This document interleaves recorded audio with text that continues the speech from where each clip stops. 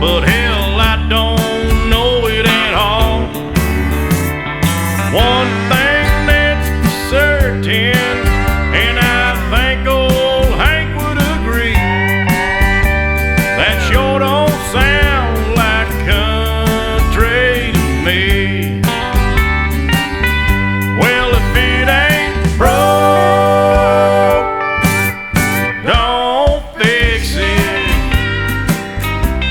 If it ain't Johnny, Merle, or Hank, or Waylon Jennings, yeah, if it ain't got that honky-tonk heart like Ernest Tubb had from the start, if it ain't broke, don't fix it. Well, nowadays in Nashville is like the Hollywood of the South. So-called country singers singing songs they know nothing about. Swimming pools and fancy cars, dating them big-time movie stars.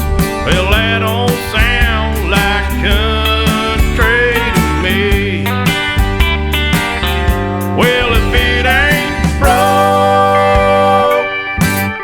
don't fix it. If it ain't Johnny, Merle, or Hank, or Waylon Jennings, yeah, if it ain't got that honky-tonk heart like Jordan Jones had from the start, if it ain't broke, don't fix it.